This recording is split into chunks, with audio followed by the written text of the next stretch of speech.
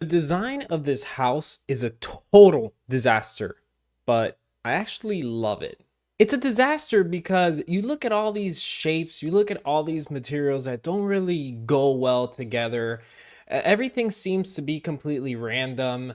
Then you have this side of the house, you have some wood, some weird cladding material here, more wood that's different. It's just like a giant collage of garbage. Look at this shot from the back of the house and you see even more clutter going on. Nothing seems to make sense when you look at it.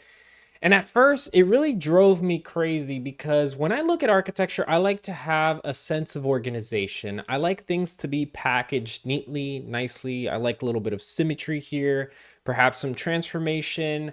I like things to have thought behind it. And when I look at projects like this, it just seems like things were done at random. I was kind of hoping that when we would step inside the house, we would see a little bit of a cookie cutter plan that would show us why the house looks like this on the outside.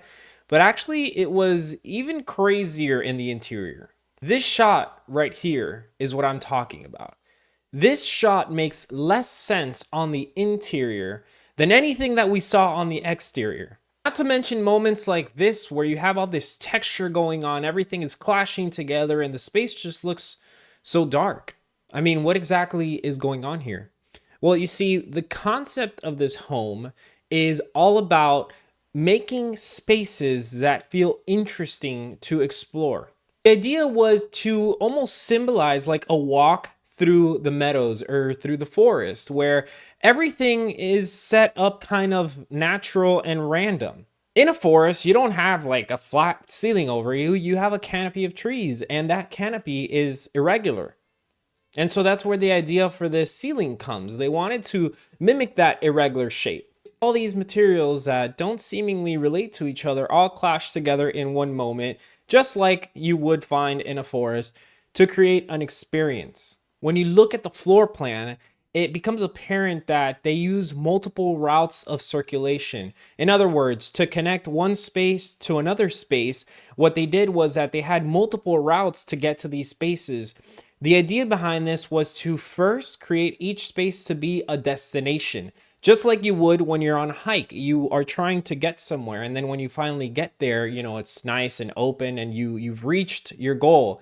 But at the same time, to allow you to decide to get to these destinations through various routes. That's why there's so much circulation inside of this project. The concept was to create not a home, but a type of combination of pavilions or tents. So this house is not supposed to be designed in a way that you would design a traditional home, but instead they designed little pavilions and then put those together and then connected those pavilions with multiple routes to create the whole experience.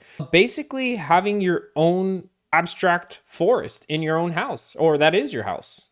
It's not so much about the aesthetics. Actually, it's not about the aesthetics at all. It's about creating this feeling of adventure and of peace within your own home. Now, the only drawback that I found was some of these spaces, unfortunately, look too regular. What happened to the ceiling and the fun textures and everything in this kitchen? This kitchen doesn't blend in with the rest of the concept, and there are other moments like that.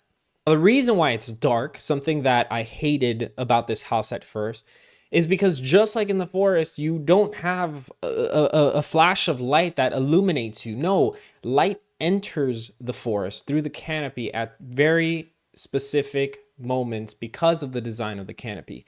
And they wanted to include that idea in the design of this house. So they basically, instead of lighting up the whole house with natural sunlight, they picked certain moments where light could come in and it could be more of an interesting experience. So the fact that this house feels so dark, it's actually part of that experience. Although the interior, most of it had an amazing execution of the concept, I do feel like certain parts of the house suffer.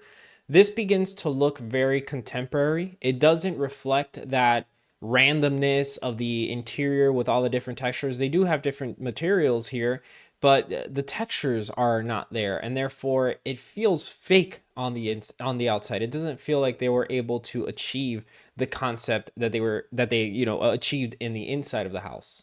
This shot shows exactly what it feels like to walk through one of those spaces and get to the destination which in this case is a greenhouse. That's right. One of the features that this house has is its very own greenhouse. And I think that the walk to it is extremely beautiful.